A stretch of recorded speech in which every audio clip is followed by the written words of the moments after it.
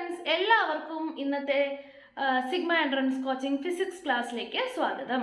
അപ്പോൾ ആദ്യം തന്നെ എല്ലാവർക്കും advance happy new year wishes. അടുത്ത വർഷം നല്ല അടിപൊളിയായിട്ട് മടിയൊക്കെ മാറി നല്ല കോൺസെൻട്രേഷനോടുകൂടി എല്ലാവർക്കും പഠിക്കാൻ പറ്റട്ടെ എന്ന് ആശംസിക്കുന്നു. ഇന്ന് നമ്മൾ പഠിക്കാൻ പോകുന്ന ചാപ്റ്റർ ഏതാ? മൂവിങ് ചാർജസ് ആൻഡ് മാഗ്നറ്റിസം എന്നുള്ള ചാപ്റ്ററാണ്.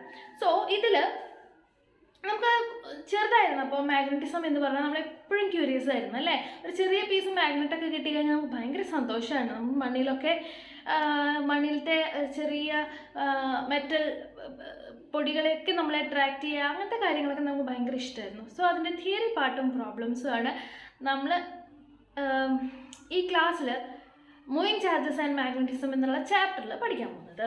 സോ എന്താ, ക്രിസ്റ്റ്യൻ ഈസ്റ്റഡ് എന്ന സയൻറ്റിസ്റ്റാണ് ആദ്യം തന്നെ ഒരു കറണ്ട് ക്യാരിയിങ് കണ്ടക്ടറിൻ്റെ അടുത്ത് കോമ്പസ് വെച്ചപ്പോൾ, അത് ആക്സിഡൻ്റലി സംഭവിച്ചതാണ്. കോമ്പസ് കറണ്ട് ക്യാരിയിങ് കണ്ടക്ടറിൻ്റെ അടുത്തിരുന്നപ്പോൾ കോമ്പസിൻ്റെ നീഡിൽ ഡിഫ്ലക്റ്റ് ചെയ്യുന്നതായിട്ട് കണ്ടത്. ആൻഡ് ഈ കറണ്ട് പോകുന്ന ഡയറക്ഷൻ റിവേഴ്സ് ചെയ്തപ്പോൾ നീഡിലിൻ്റെ ഡിഫ്ലക്ഷനും റിവേഴ്സ് ഡയറക്ഷനിലായി. അപ്പോൾ സാധാരണ ഒരു കോമ്പസ് എന്തിനാണ് റെസ്പോണ്ട് ചെയ്യുന്നത്? മാഗ്നറ്റിക് ഫീൽഡ് വരുമ്പോഴാണ് അല്ലേ. സോ ഒരു കണ്ടക്ടർ കൂടെ കറണ്ട് പോകുമ്പോൾ അവിടെ മാഗ്നറ്റിക് ഫീൽഡ് പ്രൊഡ്യൂസ് ചെയ്യുന്നുണ്ട് എന്നുള്ളതിൻ്റെ ആദ്യത്തെ സ്റ്റാർട്ടിങ് അവിടെ നിന്നായിരുന്നു. പിന്നെ നമുക്ക് ഈ ചാപ്റ്ററിൽ ലോറൻസ് ഫോഴ്സ് ആണ് ആദ്യം പഠിക്കാനുള്ളത്. ലോറൻസ് ഫോഴ്സ് എന്ന് പറഞ്ഞു കഴിഞ്ഞാൽ കമ്പൈൻഡ് ഇലക്ട്രിക് ആൻഡ് മാഗ്നറ്റിക് ഫോഴ്സിനെയാണ് ലോറൻസ് ഫോഴ്സ് എന്ന് പറയുന്നത്. നമുക്ക് ഇലക്ട്രിക് ഫോഴ്സ് നമുക്ക് അറിയാം. ആദ്യത്തെ ചാപ്റ്ററുകളിലായിട്ട് നമ്മൾ ഇലക്ട്രിക് ഫീൽഡ് കാരണം ഒരു ചാർജിന്മേൽ ഉണ്ടാവുന്ന ഫോഴ്സ് നമ്മൾ പഠിച്ചിട്ടുണ്ട്. F=EQ അല്ലെങ്കിൽ QE എന്ന് പറഞ്ഞിട്ട് പഠിച്ചിട്ടുണ്ട്. ഓക്കെ, F=QE എന്ന് പറയുന്നതാണ് ഇലക്ട്രിക് ഫീൽഡ് കാരണം ഉണ്ടാകുന്ന ഒരു ചാർജിൻ്റെ പുറത്തുണ്ടാകുന്ന ഫോഴ്സ് എന്ന് പറഞ്ഞാൽ. ഇനി മാഗ്നറ്റിക് ഇത് E എന്ന് എഴുതാം. ഇനി മാഗ്നറ്റിക് ഫീൽഡ് കാരണം ഒരു ടെസ്റ്റ് ചാർജിൻ്റെ പുറത്തുണ്ടാകുന്ന ഫോഴ്സ് എന്ന് പറഞ്ഞാൽ Q×V×B ആണ്. Q×V×B. Q എന്ന് പറഞ്ഞു കഴിഞ്ഞാൽ charge of that test charge, and V എന്ന് പറഞ്ഞു കഴിഞ്ഞാൽ വെലോസിറ്റി, ആൻഡ് B എന്ന് പറഞ്ഞു കഴിഞ്ഞാൽ മാഗ്നറ്റിക് ഫീൽഡ്. ഓക്കെ, ഈ ചാർജിൻ്റെ വെലോസിറ്റിയാണ് V, ആൻഡ് B എന്ന് പറഞ്ഞു കഴിഞ്ഞാൽ മാഗ്നറ്റിക് ഫീൽഡ്. അപ്പോൾ മാഗ്നറ്റിക് ഫീൽഡ് കാരണം ആ ടെസ്റ്റ് ചാർജിലുള്ള ഫോഴ്സ് എന്ന് പറഞ്ഞു കഴിഞ്ഞാൽ Q×V×B. അപ്പോൾ ഇതിൻ്റെ കമ്പൈൻഡ് ഫോഴ്സ് എന്ന് പറഞ്ഞു കഴിഞ്ഞാൽ രണ്ടിലും Q ഉണ്ട് അല്ലേ. അപ്പോൾ Q നമുക്ക് പുറത്തെടുത്തിട്ട് Q ഇതും കൂടി ആഡ് ചെയ്ത് എഴുതാം. അപ്പോൾ Q×E + Q×V×B രണ്ടും കൂടി ആഡ് ചെയ്യുമ്പോൾ Q പുറത്തെടുത്ത് കഴിഞ്ഞാൽ E + V×B. അപ്പോൾ Q×E + V×B. ഈ ഫോഴ്സിനെയാണ് നമ്മൾ പറയുന്നത് ലോറൻസ് ഫോഴ്സ്. ഓക്കെ, ഇതാണ് നമ്മൾ ആദ്യമായിട്ട് ഈ ചാപ്റ്ററിൽ പഠിക്കുന്നത്. ഇനി അടുത്തതായിട്ട് നമുക്ക് പഠിക്കാനുള്ളത് ബയോട്ട് സവാർട്ട്സ് ലോ. ബയോട്ട് എന്ന സയൻറ്റിസ്റ്റും സവാർട്ട് എന്ന സയൻറ്റിസ്റ്റും കൂടി ഒരുമിച്ച് കണ്ടുപിടിച്ചതാണ്. അവരെന്താണ് കണ്ടുപിടിച്ചത്? Determine the magnitude of the magnetic field. Magnetic ഫീൽഡിൻ്റെ മാഗ്നിറ്റ്യൂഡ് കണ്ടുപിടിക്കാനുള്ള ഒരു ഇക്വേഷനാണ് ഫോം ചെയ്തിട്ടുള്ളത്. അവർ എന്താണ് ആ equation? The magnetic field at a point due to a small current carrying conductor. ഒരു കണ്ടക്ടർ ഉണ്ട്, അതിൽ കൂടെ കറണ്ട് പോകുന്നുണ്ട്. ഇതിൽ കൂടെ ഈ കണ്ടക്ടർ കൂടെ കറണ്ട് പോകുമ്പോൾ ഇവിടെ നീങ്ങി ഇവിടെ ഒരു പോയിന്റിൽ ഉണ്ടാകുന്ന മാഗ്നറ്റിക് ഫീൽഡ്, ഇവിടെയാണ് കറണ്ട് പോകുന്നത്. അപ്പോൾ ഈ കറണ്ട് പോകുന്നത് കാരണം കൊണ്ട് ഇതിന് ചുറ്റും മാഗ്നറ്റിക് ഫീൽഡ് ഉണ്ടാവും അല്ലേ. ആ magnetic field at a point, ഈ ഒരു പോയിന്റ് എടുക്കുകയാണെങ്കിൽ ആ പോയിന്റിൽ മാഗ്നറ്റിക് ഫീൽഡ് എന്തിനൊക്കെ ഡിപ്പെൻഡ് ചെയ്യും എന്നുള്ളതാണ് ബയോ-സവാർട്ട്സ് ലോ നമ്മൾ പഠിക്കുന്നത്. എന്തിനൊക്കെ ഡിപ്പെൻഡ് ചെയ്യും? ഒന്നാമത്തെ the magnitude of the current. ഇതിൽ എത്ര കറണ്ട് പോകുന്നു എന്നുള്ളതിനെ ഡിപ്പെൻഡ് ചെയ്യും അല്ലേ. സ്വാഭാവികമായിട്ടും കൂടുതൽ കറണ്ട് പോയി കഴിഞ്ഞാൽ കൂടുതൽ മാഗ്നറ്റിക് ഫീൽഡും ഇൻഡ്യൂസ് ചെയ്യും. സോ മാഗ്നറ്റിക് ഫീൽഡ് ഡിപ്പെൻഡ് ചെയ്യുന്ന ഒന്നാമത്തെ factor how much current is flowing through this conductor. ഈ കണ്ടക്ടർ കൂടെ എത്ര കറണ്ടാണ് ഫ്ലോ ചെയ്യുന്നത് എന്നുള്ളതിനെ ഡിപ്പെൻഡ് ചെയ്തിരിക്കും. ആൻഡ് ലെങ്ത് എലമെൻറ്റിനെ ഡിപ്പെൻഡ് ചെയ്യും. ഇതിൻ്റെ ലെങ്ത് എലമെൻറ്റിനെ ഡിപ്പെൻഡ് ചെയ്യും. ഓക്കെ, അപ്പോൾ കൂടുതൽ ലെങ്ത് ഉണ്ടെങ്കിൽ, കൂടുതൽ ദൂരത്തേക്ക് കറണ്ട് പോകുന്നുണ്ടെങ്കിൽ മാഗ്നറ്റിക് ഫീൽഡും കൂടുതലായിരിക്കും. സോ ഇത് രണ്ടും ഡയറക്റ്റ്ലി പ്രൊപ്പോർഷണലാണ്. കറണ്ടിനും ഡയറക്റ്റ്ലി പ്രൊപ്പോർഷണലാണ്, ആൻഡ് ലെങ്ത് എലമെൻറ്റിനെയും ഡയറക്റ്റ്ലി പ്രൊപ്പോർഷണലാണ്. ആൻഡ് ഇതിന് രണ്ടിനുള്ള ആംഗിളിനെയും ഡിപ്പെൻഡ് ചെയ്യും. ഓക്കെ, I എന്ന് പറയുന്നത് കറണ്ടും DL എന്ന് പറയുന്നത് ലെങ്ത് എലമെൻ്റ് ആണെങ്കിൽ ഇതിൻ്റെ രണ്ടിൻ്റെ ഇടയ്ക്കുള്ള ആംഗിളിന്, അതായത് നമ്മൾ ഏത് ആംഗിളിലാണ് ഇത് മെഷർ ചെയ്യുന്നത് എന്നുള്ളത്, ഓക്കെ, ഏത് ആംഗിളിലാണ് നമ്മുടെ ഈ പോയിന്റ് വരുന്നത്? ഇവിടുത്തെ മാഗ്നറ്റിക് ഫീൽഡ് ആയിരിക്കില്ല. ഇവിടെ ഒരു ലെങ്ത് എലമെന്റ് നമ്മൾ കൺസിഡർ ചെയ്യുന്നത് ഇവിടെയാണെന്നുണ്ടെങ്കിൽ ഈ ഒരു ചെറിയ ലെങ്ത് കാരണം ഇവിടെ ഉണ്ടാവുന്ന അതേ മാഗ്നറ്റിക് ഫീൽഡ് ആയിരിക്കില്ല. ഇപ്പോൾ ഇത്രയും ഡിസ്റ്റൻസിൽ, R ഡിസ്റ്റൻസിൽ, നമ്മൾ R ഡിസ്റ്റൻസ് ഇവിടെ എടുക്കുകയാണ്, ഇതും R ഡിസ്റ്റൻസിലാണ് എന്നുണ്ടെങ്കിൽ ഇവിടുത്തെ അതേ മാഗ്നറ്റിക് ഫീൽഡ് ആയിരിക്കില്ലല്ലോ. ഇവിടെ രണ്ടും R ഡിസ്റ്റൻസിലാണ്, പക്ഷെ ഇത് വേറൊരു ആംഗിളിലാണ്. സോ ആ ആംഗിളിനെയും ഡിപ്പെൻഡ് ചെയ്യുന്നുണ്ട്.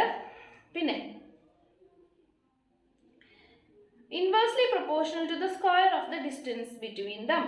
ഓക്കെ, അപ്പോൾ inversely proportional to the square of the distance. അപ്പോൾ ആറിന് ഇൻവേഴ്സ്ലി പ്രൊപ്പോർഷണൽ ആണ്. ദൂരം കൂടുന്തോറും മാഗ്നറ്റിക് ഫീൽഡിൻ്റെ അളവ് കുറഞ്ഞു വരികയാണ്. അത് ഇൻറ്റൻസിറ്റി ഓഫ് മാഗ്നറ്റിക് ഫീൽഡ് കുറഞ്ഞു വരികയാണ്. ഓക്കെ, ഡിസ്റ്റൻസ് കൂടുമ്പോൾ മാഗ്നറ്റിക് ഫീൽഡ് കുറഞ്ഞു വരികയാണ്. Inversely proportional to square of the distance between them. Okay, square of the distance between them. Yes, അപ്പോൾ ഈ 4 കാര്യങ്ങളാണ്. ഇത് 4 കൂടി എങ്ങനെയാണ് ഫോർമുലേറ്റ് ചെയ്യുന്നത്? dB small magnetic field is directly proportional to I dl. പിന്നെ എന്താ പറഞ്ഞത്? Sine of the angle between I and dl sin theta by r സ്ക്വയറിന് ഇൻവേഴ്സ്ലി പ്രൊപ്പോർഷണൽ ആണ്. So dB is proportional to I dl sin theta by r square. And ഇവിടെ proportionality കളയാൻ വേണ്ടിയിട്ട് നമ്മൾ use ചെയ്യുന്നതാണ് μ0/4π. അപ്പോൾ dB is equal to μ0/4π I dl sin theta by r square. Okay, μ0/4π I dl sin theta by r square. നമ്മൾ ഈ equation എന്ന് പറയുന്നത് വളരെ തറവായിട്ട് പഠിച്ചിരിക്കണം. ഓക്കെ, ഈ ചാപ്റ്ററിൽ ഫുള്ള് ഈ ഇക്വേഷൻ വരുന്നുണ്ട്. അതുകൊണ്ട് എന്തായാലും ഈ ചാപ്റ്റർ പഠിച്ചു കഴിയുമ്പോഴത്തേനും നമുക്കത് തറവാകും. ഓക്കെ, അപ്പോൾ മാഗ്നറ്റിക് ഫീൽഡിൻ്റെ യൂണിറ്റ് എന്ന് പറയുന്നത് ടെസ്ലയാണ്. ആൻഡ് μ0 എന്നിവിടെ പറയുന്നത് പെർമിയബിലിറ്റി ഓഫ് ഫ്രീ സ്പേസ് ആണ്. പെർമിയബിലിറ്റി നമുക്ക് പെർമിറ്റിവിറ്റി ഇലക്ട്രിക് ഫീൽഡിൻ്റെ കേസിലൊക്കെ പഠിച്ചിട്ടുണ്ടായിരുന്നു അല്ലേ? പെർമിറ്റിവിറ്റി ε0 എന്ന് മാർക്ക് ചെയ്തിട്ടുണ്ടായിരുന്നു. ഇവിടെ μ0 permeability of the free space ആണ്. ആൻഡ് μ0/4π എന്ന് പറഞ്ഞു കഴിഞ്ഞാൽ അതിനൊരു വാല്യൂ ഉണ്ട്. അതായത് ഇതിന് നമ്മൾ നേരത്തെ 1/4π ε0ന് 9 × 10⁹ എന്ന് പറഞ്ഞിട്ടുള്ള വാല്യൂ പഠിച്ചില്ലേ? അതുപോലെ μ0/4π എന്ന് പറഞ്ഞു കഴിഞ്ഞാൽ അതിൻ്റെ value 10⁻⁻7. Okay, 10⁻⁻7 tesla metre per ampere ആണ്. μ0/4π എന്ന് പറഞ്ഞാൽ 10⁻⁻7 ടെസ്ല മീറ്റർ പെർ ആംപിയർ ആണ്. ഓക്കെ, ഇനി നമുക്ക് പഠിക്കാനുള്ളത് magnetic field due to a straight conductor. അതിൻ്റെ ഇക്വേഷൻ മാത്രമാണ് എഴുതുന്നത്. Magnetic field due to a straight conductor μ0I/4πd μ0I/4πd sin θ1 plus sin θ2. Okay, sin θ1 plus sin θ2. അതിൽ നമ്മളൊരു സ്ട്രെയിറ്റ് കണ്ടക്ടർ എടുക്കുകയാണ്. ആൻഡ് ഇവിടെയാണ് പോയിന്റ് എടുക്കുന്നതെന്നുണ്ടെങ്കിൽ ഇതിൽ ഏതൊക്കെ ഫാക്ടർ അറിയാത്ത? μ0 അറിയാം, I എന്ന് പറഞ്ഞാൽ ഇതിൽ പോകുന്ന കറണ്ട്, 4πd എന്ന് പറഞ്ഞാൽ ഈ ഡിസ്റ്റൻസ്, ഈ പെർപെൻഡിക്കുലർ ഡിസ്റ്റൻസ്, ആൻഡ് θ1 എന്ന് പറഞ്ഞാൽ നമ്മുടെ ഇതിൻ്റെ മുകളറ്റത്തു നിന്നുള്ള ആംഗിളാണ് θ1 എന്ന് പറയുന്നത്. ആൻഡ് ഇവിടേക്കുള്ള ആംഗിളാണ് θ2 എന്ന് പറയുന്നത്. ഓക്കെ, അപ്പോൾ ഇതാണ് magnetic field due to straight conductor μ0I/4π. നമുക്ക് ആറാണ് നമ്മൾ എല്ലാത്തിനും എടുക്കുന്നതെന്നുണ്ടെങ്കിൽ ആർ എടുക്കാം കേട്ടോ. μ0I/4πr sin θ1 plus sin θ2. ഇനി ഇതൊരു ഇൻഫിനിറ്റ്ലി ലോങ് കണ്ടക്ടർ ആണെന്നുണ്ടെങ്കിലോ? ഇൻഫിനിറ്റ്ലി ലോങ് കണ്ടക്ടർ എന്ന് പറയുമ്പോൾ നമുക്ക് ഇതും എത്രയായിട്ട് എടുക്കാം? 90 ഡിഗ്രി ആയിട്ട് എടുക്കാം. കാരണം ഇങ്ങനെ ആയിട്ട് എടുക്കാം, ഇങ്ങനെ. അതായത് ഇത് ഒരിക്കലും തീരുന്നില്ല, ഇൻഫിനിറ്റ്ലി ലോങ് ആണ്. സോ ഈ ആംഗിൾ എന്ന് പറഞ്ഞാൽ നമുക്കറിയാം ഇതിൻ്റെ അടുത്താണെങ്കിൽ ആംഗിൾ കുറവായിരിക്കും, ഇത് കൂടുതലായിരിക്കും. ഇതിൻ്റെ ലെങ്ത് കൂടുന്തോറും ആംഗിൾ കൂടി വരികയാണ്. അങ്ങനെ നമുക്ക് ഇൻഫിനിറ്റ്ലി ലോങ് എന്ന് പറയുമ്പോൾ ഈ ആംഗിളും 90 ഡിഗ്രി എടുക്കാം. അപ്പോൾ ഇത് 1 ആണ്, ഇത് 1 ആണ്. sin θ1 എന്ന് പറഞ്ഞു കഴിഞ്ഞാൽ sin 90 പ്ലസ് sin 90 വരും. മുകളിലറ്റത്തു നിന്നുള്ള ആംഗിളും 90 ആണ്, താഴറ്റത്തു നിന്നുള്ള ആംഗിളും 90 ആണ്. അപ്പോൾ sin 90 പ്ലസ് sin 90, അതായത് 1 + 1 2 വരും. അപ്പോൾ എന്ത് വരും? μ0I into 2 divided by 4 pi R. ഇതൊന്ന് കട്ട് ചെയ്ത് പോയി കഴിഞ്ഞാൽ 2. അപ്പോൾ μ0I ബൈ 2 പൈ ആർ എന്ന് വരും. μ0I by 2 pi R. അപ്പോൾ ഈ 3 ഇക്വേഷൻസ് നമുക്ക് പുറത്ത് വയ്ക്കണം. ഒന്ന് ബയോ-സവാർട്ട്സ് ലോയുടെ equation dB equal to IDL sine theta by R square. And B എന്ന് പറഞ്ഞു കഴിഞ്ഞാൽ magnetic field due to a straight conductor എന്ന് പറഞ്ഞാൽ μ0I by 4 pi R sine theta 1 plus sine theta 2. And ഇതൊരു ഇൻഫിനിറ്റ്ലി, ആ word കേൾക്കുമ്പോൾ പ്രോബ്ലത്തിൽ ആ വേർഡ് കേൾക്കുമ്പോൾ ഈ ഇക്വേഷൻ ഓർക്കുക. ഇൻഫിനിറ്റ്ലി ലോങ് കണ്ടക്ടർ ആണെന്നുണ്ടെങ്കിൽ μ0I by 2 pi R. Okay, ഇനി സെമി ഇൻഫിനിറ്റ് എന്ന് പറയുമ്പോഴോ, സെമി ഇൻഫിനിറ്റ് എന്ന് പറയുമ്പോൾ നമ്മൾ നേരത്തെ ഇവിടെ നിന്ന് ഇത്ര ഡിസ്റ്റൻസ് എടുത്തിട്ട് ഇതും ഇൻഫിനിറ്റ് ആണ്, താഴേക്കും ഇൻഫിനിറ്റ് ആണ്. അതുകൊണ്ട് θ1 പ്ലസ് θ2 രണ്ടും 90 ആയിട്ട് എടുത്തു അല്ലേ. അപ്പോൾ സെമി ഇൻഫിനിറ്റ് എന്ന് പറയുമ്പോൾ താഴത്തെ ഭാഗം ഇല്ല, ഇത്രയേ ഉള്ളൂ. അപ്പോൾ θ1 എന്ന് പറഞ്ഞാൽ ഇത് ഇൻഫിനിറ്റി ആണ്. അപ്പോൾ ഈ ആംഗിൾ 90 ഡിഗ്രി ആണ്. ഓക്കെ, അപ്പോൾ ഇത് 90 ആണ്. ആൻഡ് താഴേക്കില്ല, ഡിസ്റ്റൻസേ ഇല്ല. അപ്പോൾ ഈ പോയിന്റിൽ നിന്ന് ഈ താഴത്തെ എൻഡിലേക്കുള്ള ആംഗിൾ എത്രയാണ്? ഈ പോയിന്റിൽ നിന്ന് താഴത്തെ എൻഡിലേക്കുള്ള ആംഗിൾ എന്ന് പറഞ്ഞാൽ 0 ഡിഗ്രി ആണ്. ഇതാണ് റെഫറൻസ് ലൈന്. ഇവിടെ നിന്ന് താഴത്തെ അറ്റത്തേക്കുള്ള ലൈൻ എന്ന് പറഞ്ഞാൽ ഇത് തന്നെയാണ്. അപ്പോൾ ആംഗിൾ 0 ആണ്. അപ്പോൾ ഒരു ടേം പോയി. ഓക്കെ, അപ്പോൾ μ0I by 4 pi R, μ0I by 4 pi R sine 90 എന്ന് പറഞ്ഞാൽ 1 ഇൻറ്റു സൈൻ 0 സൈൻ ഇൻറ്റു അല്ല പ്ലസ് 1 പ്ലസ് 0. 1 പ്ലസ് 0 എന്ന് പറഞ്ഞാൽ 1 തന്നെ. ഈ വാല്യൂ ഇൻറ്റു 1 എന്ന് പറഞ്ഞാൽ ഇത് തന്നെ. അപ്പോൾ μ0I by 4 pi R. Semi infinite ആണെന്നുണ്ടെങ്കിൽ μ0I ബൈ 4 പൈ ആർ ആണ് ഇക്വേഷൻ. ഇൻഫിനിറ്റ്ലി ലോങ്, രണ്ട് സൈഡും ഇൻഫിനിറ്റ് ആണെന്നുണ്ടെങ്കിൽ μ0I ബൈ 2 പൈ ആർ ആണ് ഇക്വേഷൻ. ഓക്കെ, ക്ലിയർ ആയല്ലോ? യെസ്, ഇനി നമുക്ക് കുറച്ച് പ്രോബ്ലത്തിലേക്ക് കിടക്കാം.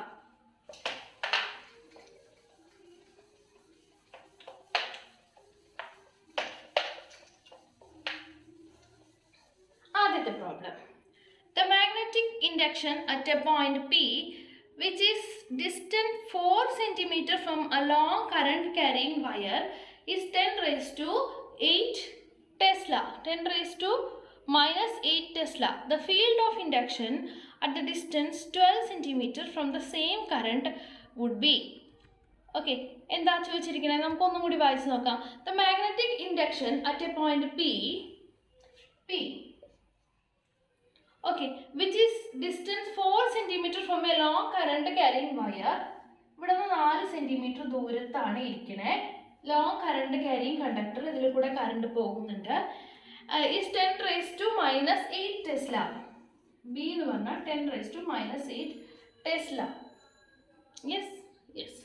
The field of the induction at a distance 12 cm from the 4 സെന്റിമീറ്ററിൽ 10 raised to minus 8 Tesla ആണെന്നുണ്ടെങ്കിൽ ഇത് at distance r equal to 4 centimetre. ഇനി r ഈക്വൽ ടു 12 സെന്റിമീറ്റർ ആകുമ്പോൾ b എത്ര എന്നാണ് ക്വസ്റ്റ്യനിൽ ചോദിച്ചിരിക്കുന്നത്. ഓക്കെ, അപ്പോൾ ഇപ്പം തന്നിരിക്കുന്നത് r എന്ന് പറഞ്ഞു കഴിഞ്ഞാൽ 4 സെന്റിമീറ്റർ ആണ്. ആൻഡ് നമുക്ക് കണ്ടുപിടിക്കാനുള്ളത് r ഈക്വൽ ടു 12 സെന്റിമീറ്ററിലെ മാഗ്നറ്റിക് ഫീൽഡ് എത്രയാണ് എന്നാണ് ചോദിച്ചിരിക്കുന്നത്. ഓക്കെ, അപ്പോൾ നമുക്കൊരു കാര്യം അറിയാം. എന്താ? 12 എന്ന് പറഞ്ഞാൽ 4ന്റെ 3 ടൈംസ് ആണ്. ഓക്കെ, 12 എന്ന് പറഞ്ഞു കഴിഞ്ഞാൽ 6ന്റെ 3 ടൈംസ് ആണ്. ഓക്കെ, നമുക്ക് ബി എന്ന് പറഞ്ഞാൽ എന്താണ്? അതിന്റെ ഇക്വേഷൻ എന്താണ്? ബിയുടെ ഇക്വേഷൻ സ്ട്രെയിറ്റ് കണ്ടക്ടർ ആണെന്നുണ്ടെങ്കിൽ μ0I ബൈ 2 പൈ ആർ അല്ലേ? μ0I by 2 pi R long conductor ആണ്. ഓക്കെ, അപ്പോൾ μ0I ബൈ 2 പൈ ആർ അതാണ് എത്ര എന്ന് പറയുന്നത്? 10 raised to minus 8 ടെസ്ല എന്ന് പറയുന്നത്. ഇനി ബി ഡാഷ് എന്ന് പറഞ്ഞു കഴിഞ്ഞാൽ μ0I ബൈ 2 പൈ. ഇവിടെ 6 ആണ്, ഇവിടെ എത്ര വരുന്നേ? നോക്ക്, ഇവിടെ 4, ഇവിടെ 12. അപ്പോൾ 4 എന്ന് പറഞ്ഞാൽ 6 ആയിട്ട് എടുക്കണം. 12 എന്ന് പറഞ്ഞാൽ 3R ആയിട്ട് എടുത്തൂടെ? 3 ടൈംസ് 6, 4 ഇൻറ്റു 3 അതാണ് 12. അപ്പോൾ 6 എന്നുള്ളവർക്ക് ഇവിടെ 3R വരും. 3R that is equal to എത്രയാണെന്നാണ് ചോദിച്ചിരിക്കുന്നത്. ഓക്കെ, അപ്പോൾ അത് നമുക്ക് ഡിവൈഡ് ചെയ്ത് നോക്കാം. നമുക്ക് കമ്പാരിസൺ വരുമ്പോൾ നമ്മൾ സാധാരണ അങ്ങനെയല്ലേ ചെയ്യുക, നമ്മൾ ഡിവൈഡ് ചെയ്ത് നോക്കും. ഓക്കെ, അപ്പോൾ ഇതിനെ ഇതുകൊണ്ട് നമുക്ക് ഡിവൈഡ് ചെയ്യാം. അപ്പോൾ നമുക്ക് എന്തൊക്കെ പോവും? ഇതും ഇതും ഇതും ഇതും പോവും. ഈ 6 എന്ന് പറയുന്നത് ഡിനോമിനേറ്ററിൽ വരും. ഇത് ഡിവിഷൻ്റെയും താഴെയുള്ള ഡിവിഷനാണ്. അപ്പോൾ അത് എവിടെ പോവും? അത് മുകളിൽ പോവും. ഓക്കെ, അപ്പോൾ 3r/r = 10⁻⁻8 നമുക്കറിയില്ല x എന്ന് എഴുതാം. ഓക്കെ, ക്ലിയർ അല്ലേ? അപ്പം നമുക്ക് x എന്ന് പറഞ്ഞു കഴിഞ്ഞാൽ എന്താ? x ആ വേണ്ടത്. ഇതിന് താഴേക്കും x-ന് എഴുതാം. x = 10⁻⁻8 ഇൻറ്റു ഈ 6 ഇവിടെ വരുമ്പോൾ 6 / 3r. ഇതും ക്യാൻസൽ ചെയ്ത് പോയി. അത് നേരത്തെ ക്യാൻസൽ ചെയ്യായിരുന്നു നമുക്ക് വേണമെങ്കിൽ അല്ലേ? ഇവിടെ 6 ക്യാൻസൽ ചെയ്യാമായിരുന്നു. അപ്പോൾ 10⁻⁻8 / 3 ആണ് ആൻസർ വരുന്നത്. അപ്പോൾ എത്ര വരാം? 10⁻⁻8 / 3. നമുക്ക് 1 × 10⁻⁻8 എന്ന് എഴുതാൻ വേണമെങ്കിൽ നമുക്ക് ഡിവിഷന് കൺഫ്യൂഷൻ വരുന്നുണ്ടെന്നുണ്ടെങ്കിൽ ഓക്കെ, അപ്പോൾ വരുന്നത് എത്ര വരിക? 1-നെ 3 കൊണ്ട് ഡിവൈഡ് ചെയ്യുമ്പോൾ 10⁻⁻8 / 3 എന്ന് പറയുമ്പോൾ 3.33 ഇൻറ്റു 10⁻⁻9 ടെസ്ല. 10⁻⁻9 ടെസ്ല. ഓക്കെ, ഇതിന് നമുക്ക് ഡിവൈഡ് ചെയ്യാൻ ബുദ്ധിമുട്ടുണ്ടെന്നുണ്ടെങ്കിൽ 1 ഇൻറ്റു എന്ന് പറഞ്ഞിട്ട് എഴുതാം. ഓക്കെ, 1/3 എന്ന് പറഞ്ഞാൽ 0.33 ആണ്. 0.333 ഇൻറ്റു 10⁻⁻8 വരും. അതിനെ നമുക്ക് 3 പോയിന്റ് എന്നാക്കി എഴുതണമെന്നുണ്ടെങ്കിൽ 10⁻⁻9 ടെസ്ല വരും. ഓക്കെ, ക്ലിയർ ആയല്ലോ? യെസ്. ഇനി അടുത്ത പ്രോബ്ലം നോക്കാം.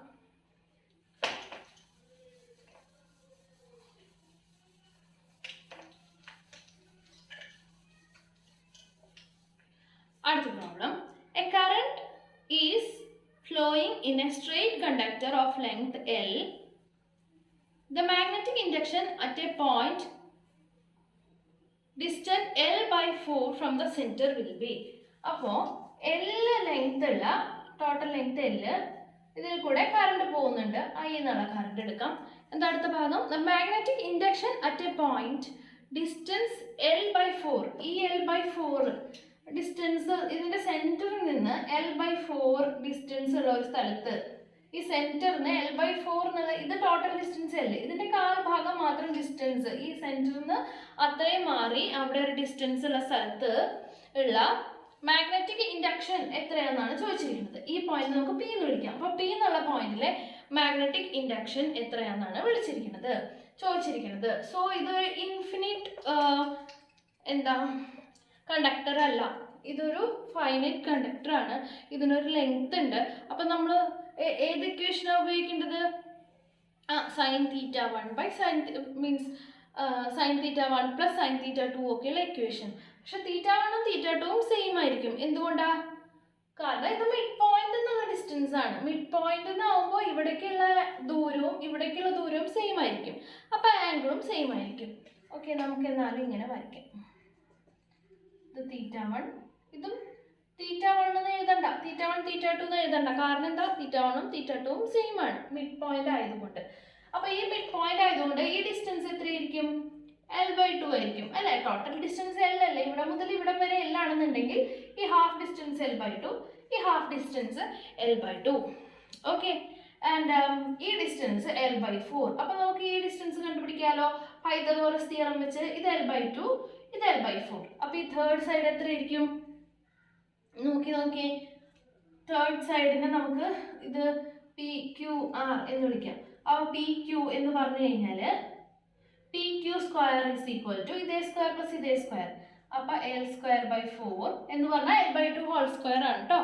L/2 സ്ക്വയർ, അതിനെയാണ് ഞാൻ L²/4 എന്ന് എഴുതിയിരിക്കുന്നത്.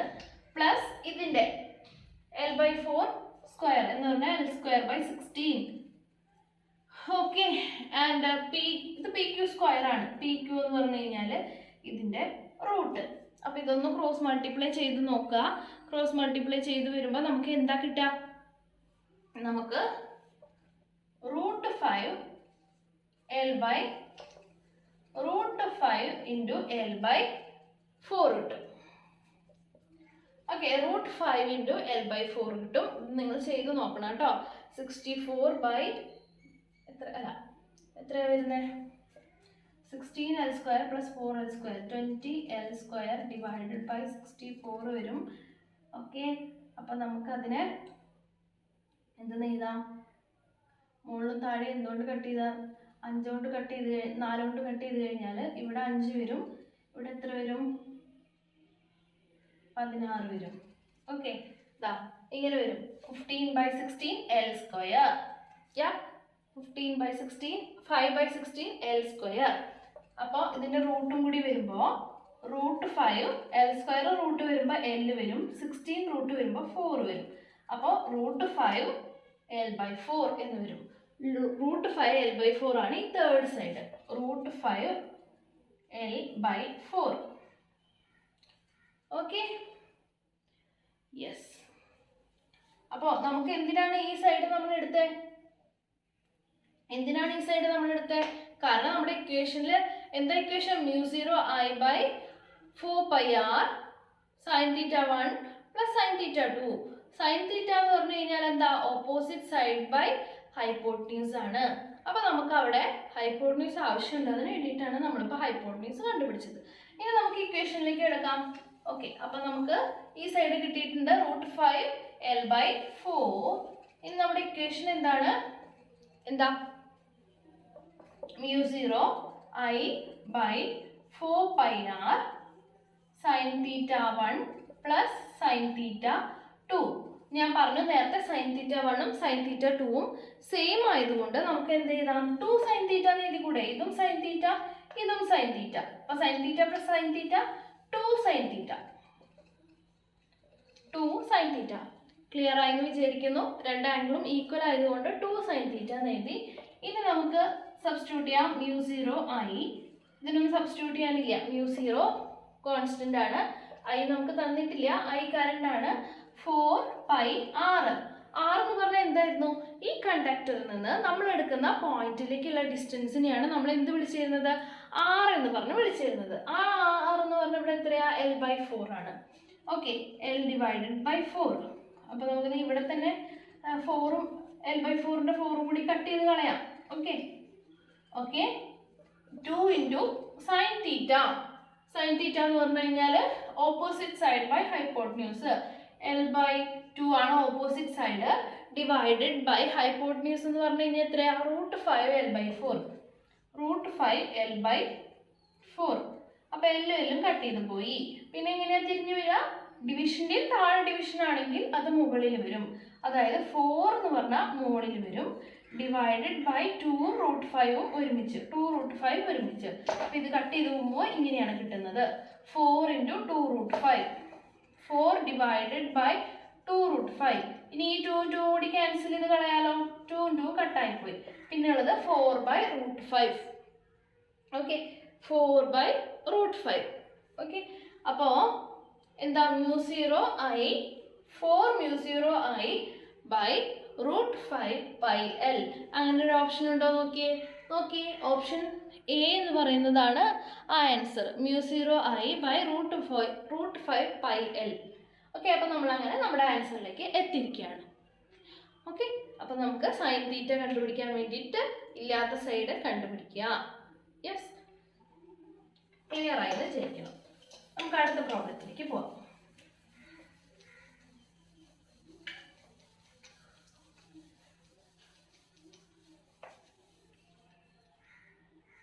Next question. Find the magnetic induction at point P due to a current carrying wire AB as shown in the figure. Options കണ്ടോ? അതും μ0I/ ഒരു നമ്പർ πl πr എന്നുള്ളൊരു ഫോമിലാണ്. സോ നമ്മൾ ഇതുപോലെ തന്നെ ഇപ്പോൾ ചെയ്ത പോലെ തന്നെ നമ്മൾ എത്തിച്ചാൽ മതിയാവും. അപ്പോൾ എങ്ങനെയാണ് ഫിഗർ തന്നിരിക്കുന്നത്? എ ബി ഇവിടെ നിന്ന് ഇങ്ങോട്ടൊരു ഡിസ്റ്റൻസ് ഉണ്ട് പോയിന്റിൽ. ഇതാണ് പി എന്ന് പറഞ്ഞ പോയിന്റ്. അപ്പോൾ എ ബി എന്ന് പറയുന്ന വയറാണ്, പി എന്ന് പറഞ്ഞ പോയിന്റ് ആണ്.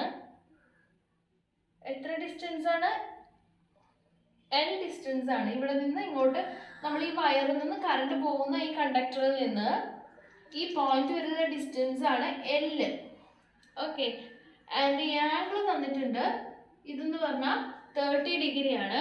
ആൻഡ് ഇതെന്ന് പറഞ്ഞാൽ 60 ഡിഗ്രി ആണ്. ഇത് 30, ഇത് 60 ആണെങ്കിൽ ഒബിയസ്ലി ഇത് 90, അല്ലെങ്കിൽ കണ്ടാൽ തന്നെ അറിയാലോ ഇത് 90 ആണെന്ന്. അപ്പോൾ ഇത് 90, ഇത് 60, ഇത് 30 ആണ്. സിമ്പിൾ ആണ് ക്വസ്റ്റ്യൻ. ഈ എ ബി എന്നുള്ള ഈ വയർ കാരണം കൊണ്ട് പി എന്നുള്ള പോയിന്റിൽ ഉണ്ടാകുന്ന മാഗ്നറ്റിക് ഫീൽഡ് എത്രയെന്നാണ് ചോദിച്ചിരിക്കുന്നത്. ഓക്കെ, അപ്പോൾ അത് നമുക്ക് ഡയറക്റ്റ് ഇക്വേഷൻ ഉണ്ട്. ഓക്കെ, അപ്പോൾ പി എന്നുള്ള പോയിന്റിൽ ഉള്ള ഇക്വേഷൻ എന്ന് പറഞ്ഞു കഴിഞ്ഞാൽ നമ്മുടെ ഇക്വേഷൻ എന്താ? B equal to μ0I/4πr sin θ1 plus sin θ2. Okay, അപ്പോൾ നമുക്ക് എന്ത് ചെയ്യാം? μ0I/4πr എന്നുള്ളത് പിയിൽ നിന്നും ഈ വയറിലേക്കുള്ള കറണ്ട് കാര്യം കണ്ടക്ടറിലേക്കുള്ള ഡിസ്റ്റൻസ് ആണ്. അതിവിടെ L ആണ്. അപ്പോൾ μ0I/4πl sin θ1 എന്ന് പറഞ്ഞു കഴിഞ്ഞാൽ മുകളിലേക്കുള്ള ആംഗിൾ അത് എത്രയാ? അതില്ല, മുകളിലേക്കില്ല. ഇവിടെ നിങ്ങളുടെ മുകളിലേക്ക് ഇല്ല, ഇവിടെ വരെയുള്ളൂ. അപ്പോൾ ഈ ആംഗിൾ 0 ആണ്. അപ്പോൾ സൈൻ 0 വരും. സൈൻ 0 എന്ന് പറഞ്ഞു കഴിഞ്ഞാൽ 0 ആണ്. സൈൻ 0 0. ആൻഡ് താഴേക്കുള്ള ആംഗിൾ എത്രയാ? 60 ഡിഗ്രി ആണ്. ഓക്കെ, അപ്പോൾ സൈൻ 60 വരും. യെസ്, അപ്പോൾ നമുക്കിനി എന്താ ചെയ്യാനുള്ളത്? സൈൻ 60 സബ്സ്റ്റിറ്റ്യൂട്ട് ചെയ്താൽ മതി. സൈൻ 60 എന്ന് പറഞ്ഞു കഴിഞ്ഞാൽ എത്രയാ? സൈൻ 60 എന്ന് പറഞ്ഞാൽ √3/2 അല്ലേ? √3/2. അപ്പോൾ 2 × 4, ഇവിടെ 2 ഉണ്ട്, ഇവിടെ 4 ഉണ്ട്, രണ്ടും കൂടി 8 വന്നു. അപ്പോൾ ഒന്നും കൂടി വൃത്തിയാക്കി എഴുതിയ √3 μ0I/8πl. അങ്ങനെ ഓപ്ഷൻ ഉണ്ടോ? യെസ്, ഓപ്ഷൻ ഉണ്ട്. Option A, √3 μ0I/8πl. That is option A. Simple അല്ലേ? അപ്പോൾ നമുക്ക് ഈ 3 സെറ്റ് ഇക്വേഷൻ വെച്ചിട്ടാണ് നമ്മൾ ഈ പ്രോബ്ലം ചെയ്തുകൊണ്ടിരിക്കുന്നത്. 3 സെറ്റ് ഇക്വേഷൻ നല്ലോണം പഠിക്കാം. അടുത്ത question.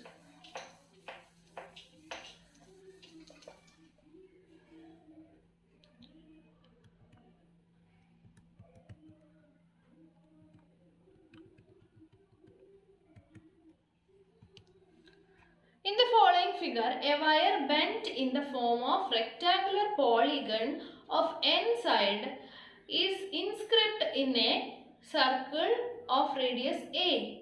Net magnetic field at the center will be. Okay, ഒരു വയറിനെ ഒടിച്ചൊടിച്ച് ഒരു റെഗുലർ പോളിഗൺ ആക്കി മാറ്റിയിരിക്കുകയാണ്. തന്നിരിക്കുന്ന ഫിഗറിൽ എത്ര സൈഡ് ഉണ്ട്? 1 2 3 4 5 6 7 സൈഡുള്ള ഒരു പോളിഗൺ ആണ് ഫിഗറിൽ കൊടുത്തിരിക്കുന്നത്. ഓക്കെ, അത് 7 ഫിഗറിൽ വരച്ചിരിക്കുന്നതെന്നുള്ളൂ. ഏതെങ്കിലും ഒരു n സൈഡുള്ള ഒരു പോളിഗൺ ആക്കി മാറ്റി കഴിഞ്ഞാൽ ജനറലൈസ്ഡ് ഇക്വേഷൻ ആണ് നമ്മൾ കണ്ടുപിടിക്കാൻ പോകുന്നത് കേട്ടോ. ഓക്കെ, അപ്പോൾ n സൈഡുള്ള ഒരു പോളിഗൺ ആക്കി മാറ്റിക്കഴിഞ്ഞാൽ അതിൻ്റെ സെൻറ്ററിലുള്ള നെറ്റ് മാഗ്നറ്റിക് ഫീൽഡ് എത്രയായിരിക്കും എന്നാണ് ചോദിച്ചിരിക്കുന്നത്. അപ്പോൾ നമുക്കിവിടെ 1 2 3 4 5 6 7. ഓക്കെ, നമുക്ക് 6 സൈഡ് വരയ്ക്കാം. ഓക്കെ, ഇത് നമുക്ക് ഒരു സർക്കിളിൻ്റെ ഉള്ളിൽ തികയുന്ന രീതിയിലാണ് ചെയ്തു വെച്ചിരിക്കുന്നത്.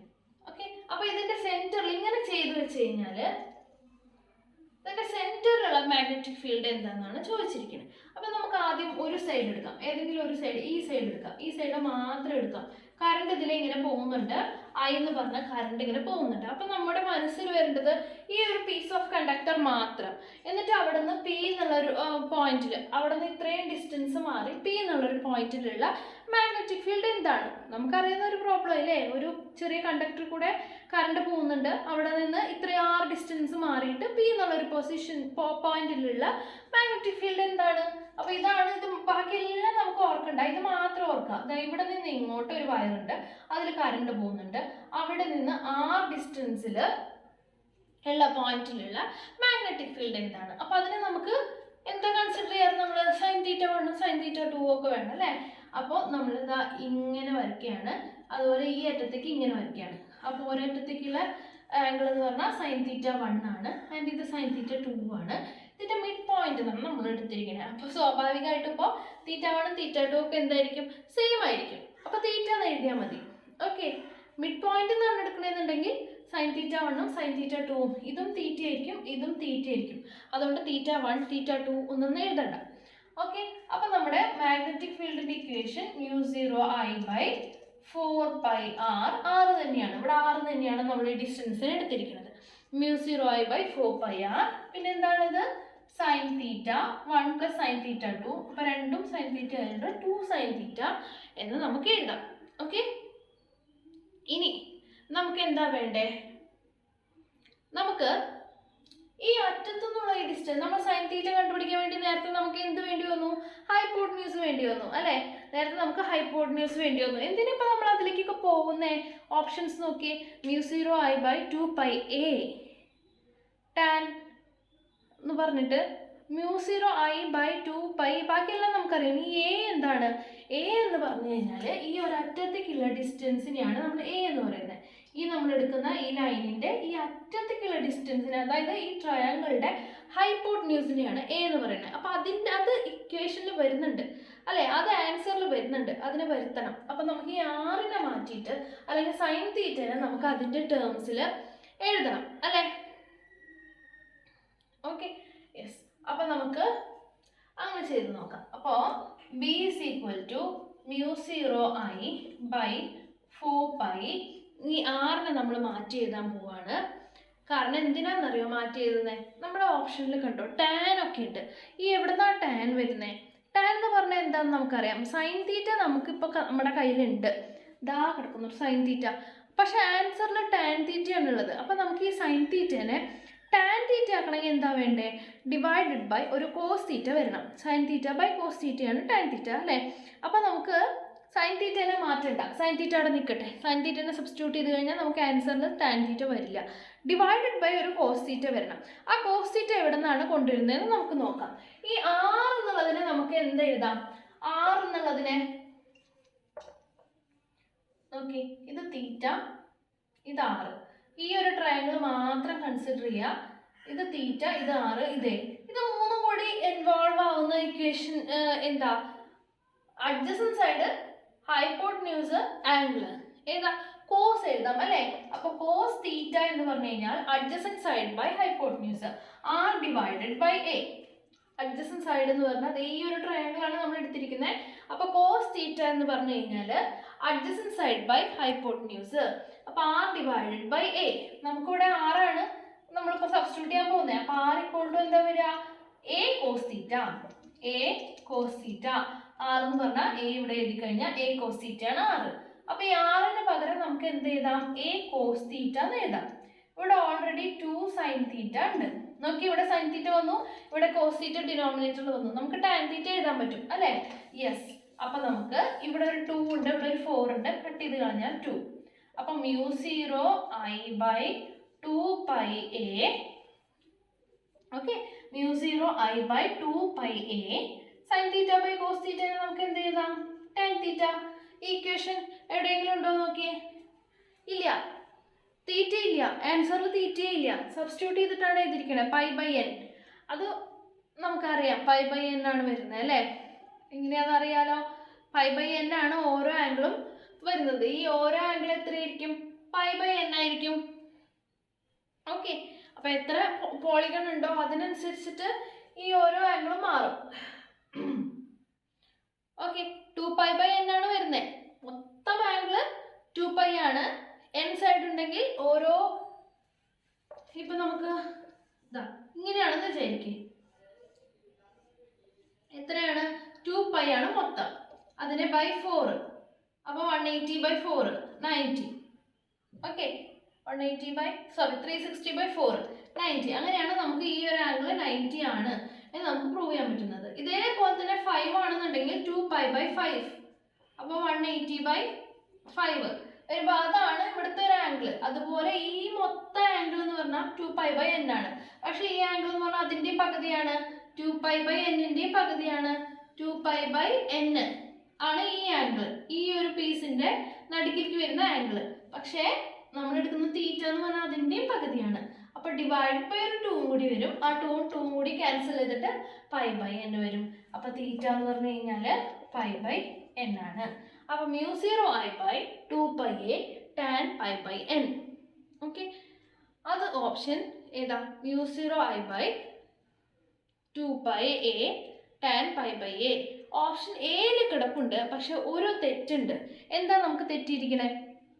ഓപ്ഷൻ എ ഇത് തന്നെയാണ് കിടക്കുന്നത്, μ0I/2πa tan π/n. നമ്മൾ എടുത്ത വഴിക്ക് ചിലപ്പോൾ അത് മാർക്ക് ചെയ്യാൻ സാധ്യതയുണ്ട്. പക്ഷെ നമ്മൾ ഇപ്പോൾ വിട്ടുപോയ കാര്യം എന്താണ്? നമ്മൾ ഇനി ചെയ്യാൻ ബാക്കിയുള്ള കാര്യം എന്താണ്? നമ്മളിപ്പോൾ ഈ ഒരു സൈഡിൻ്റെ മാത്രമേ ചെയ്തിട്ടുള്ളൂ അല്ലേ? നമ്മളടുത്ത് ചോദിച്ചിരിക്കുന്നത് ഈ മൊത്തം പോളികളിൽ കറണ്ട് ഫ്ലോ കാരണം ഈ സെൻറ്ററിൽ ഉണ്ടാവുന്ന മാഗ്നറ്റിക് ഫീൽഡാണ് ചോദിച്ചിരിക്കുന്നത്. അപ്പം നമ്മളിപ്പോൾ കൺസിഡർ ചെയ്തിട്ടുള്ളത് ഇതിൻ്റെ ഒരു സൈഡ് n സൈഡുള്ള പോളിഗൻ്റെ ഒരു സൈഡ് കൊണ്ട് മാത്രമുള്ള മാഗ്നറ്റിക് ഫീൽഡാണ് നമ്മൾ കാൽക്കുലേറ്റ് ചെയ്തിരിക്കുന്നത്. അപ്പോൾ n സൈഡിൻ്റെ എന്ന് വരുമ്പോൾ എന്ത് വരും? ഇൻറ്റു ഒരു n കൂടി വരും. അപ്പോൾ ഇവിടെ ഇൻറ്റു ഒരു n കൂടി വരും. മനസ്സിലായോ? ഇൻറ്റു n എന്ന് കൂടി എഴുതണം. μ0I/n അല്ലെങ്കിൽ μ0NI/2πa tan π/n. ക്ലിയർ ആയോ? അപ്പോൾ ഓപ്ഷൻ ബി ആണ് correct answer, μ0NI/2πa tan π/n. അപ്പോൾ നമുക്ക് കിട്ടിയ ആൻസർ എഴുതി കിട്ടിക്കഴിഞ്ഞാൽ മറ്റുള്ള ഓപ്ഷൻസ് ഒന്നുകൂടി വായിച്ചു നോക്കുക. അവിടെ നിന്ന് എവിടെയാണ്, അപ്പോൾ അത് കാണുമ്പോൾ നമുക്ക് ഓർമ്മ വരും എവിടെ നിന്നാണ് ഈ n വന്നത് എന്ന് ഓർമ്മ വരും. അപ്പോൾ നമ്മൾ ഒന്നും കൂടി ചിന്തിക്കുമ്പോൾ ശരിയാ ഇത്രയും ഭാഗങ്ങളുണ്ട്, അതിൻ്റെ കൂടി കോൺട്രിബ്യൂഷൻ കാൽക്കുലേറ്റ് ചെയ്യുമ്പോൾ n ടൈംസ് ഈ വാല്യൂ വരും. അപ്പോൾ μ0NI/2πa tan π/n ആണ് കറക്റ്റ് ആൻസർ ആയിട്ട് വരുന്നത്. ഓക്കെ, അടുത്തൊരു പ്രോബ്ലം എന്ന് പറഞ്ഞു കഴിഞ്ഞാൽ അടുത്ത പ്രോബ്ലം നോക്ക്.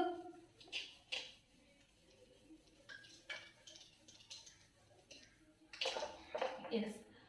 Two long straight wires were kept parallel to each other. Each carries a current in same direction and the separation between this is 2R. The intensity of the magnetic field midway between them. Okay. രണ്ട് conductors ഉണ്ട്. രണ്ട് കണ്ടക്ടേഴ്സിലും same direction ആണ് current flow ചെയ്യുന്നത്. നമുക്ക് മുകളിലേക്ക് വരയ്ക്കാം. Okay, രണ്ട് കണ്ടക്ടറിലും same ഡയറക്ഷനിൽ കറണ്ട് ഫ്ലോ ചെയ്യാണ്. ആൻഡ് എന്താ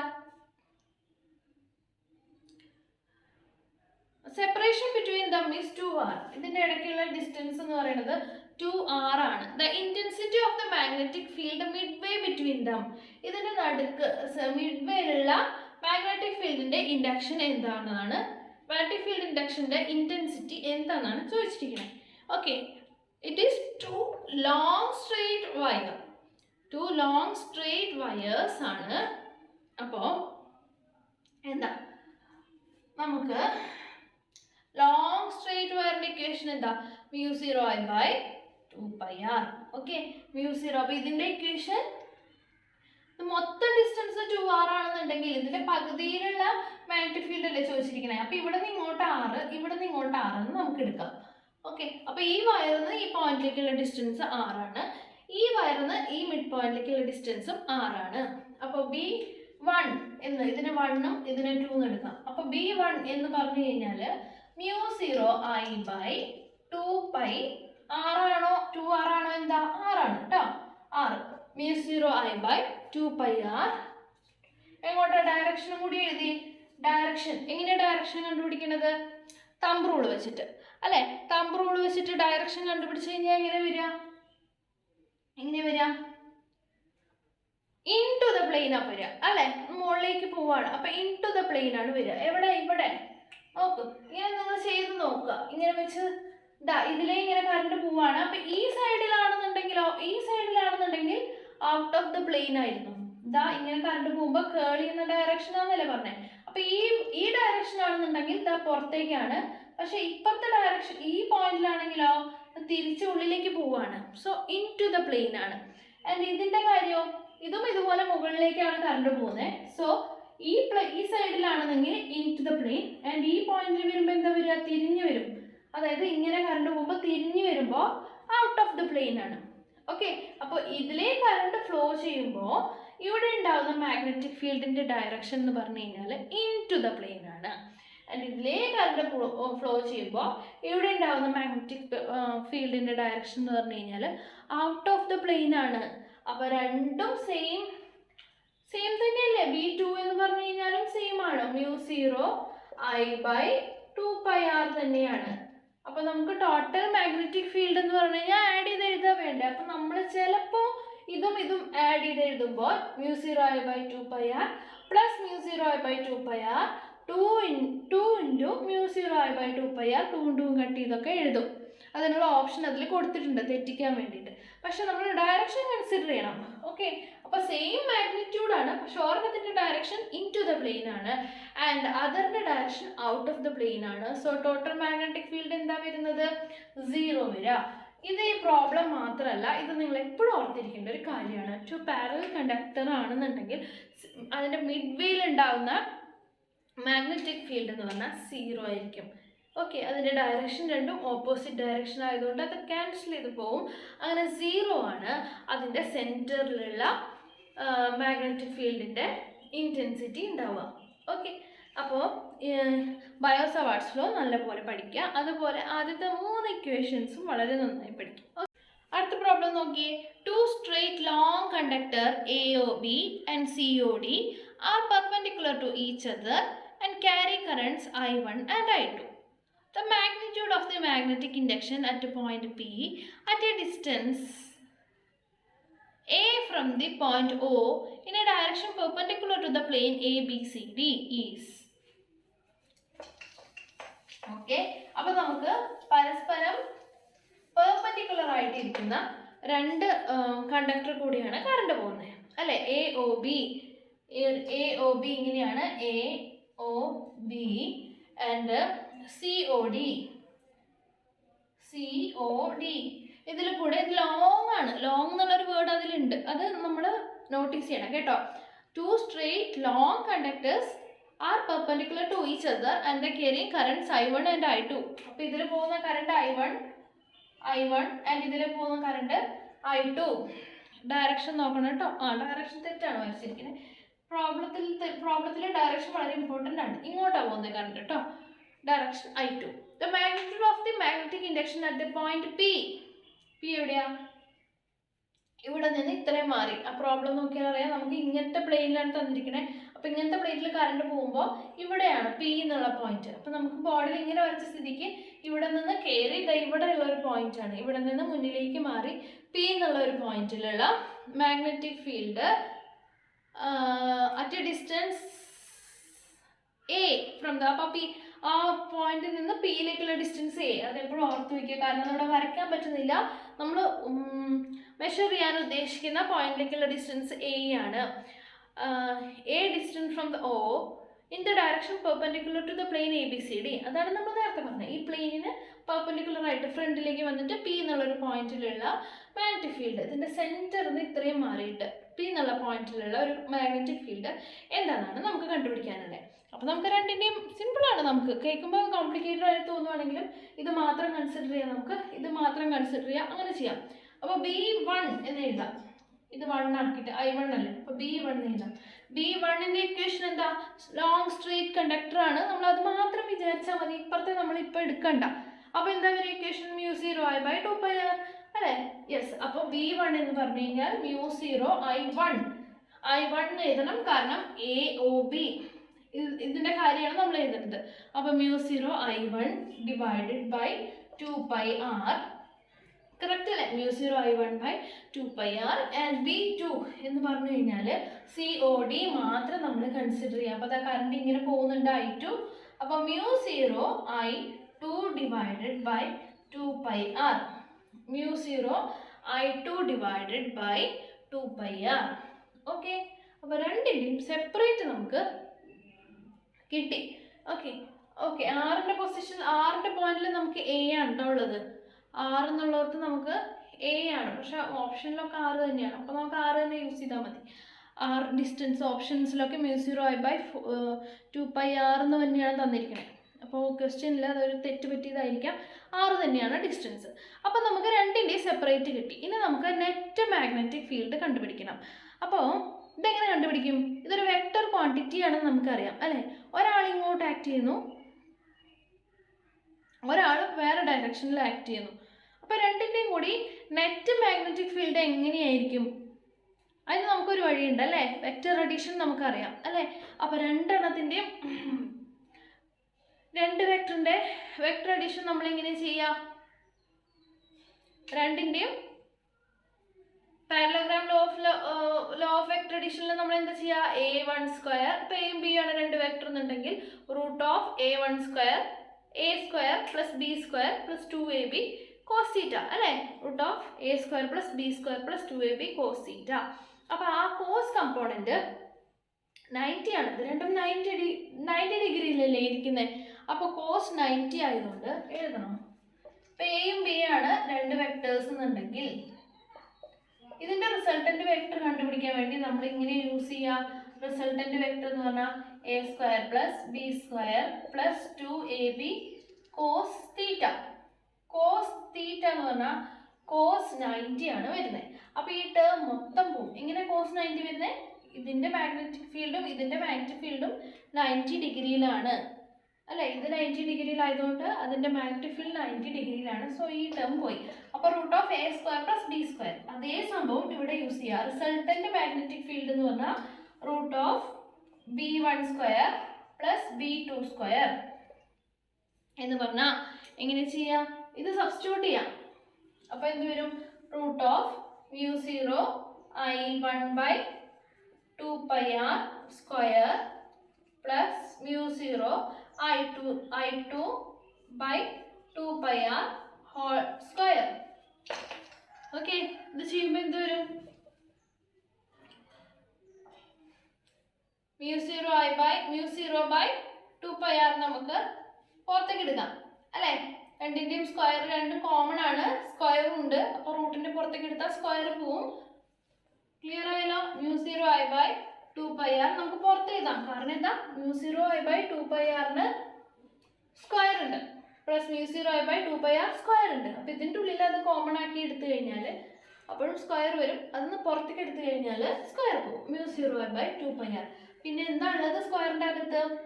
I1 square plus I2 square. ഇനി ഇത് മാത്രമേ ഉള്ളൂ പുറത്ത് അല്ലേ.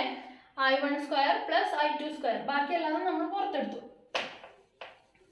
അപ്പോൾ ഇനി ഓപ്ഷനിലുണ്ടോ നോക്കിയേ. μ0 by 4πr sorry μ0 by 2πr root of I1 square plus I2 square. Yes ഉണ്ട്. പക്ഷെ റൂട്ട് നില കൊടുത്തിരിക്കുന്നത് ഹോൾ റേസ് ടു 1/2. അത് നമുക്കറിയുന്ന കാര്യമാണ് അല്ലേ. റൂട്ടിനെയാണ് നമ്മൾ എന്തെന്ന് പറയുന്നത്? ഹോൾ റേസ് ടു 1/2 എന്ന് എഴുതണേ. അപ്പോൾ ഓപ്ഷൻ സിയിലാണ് കറക്റ്റ് ആൻസർ കൊടുത്തിട്ടുള്ളത്. μ0 by 2πr I1 square plus I2 square whole raise to 1/2.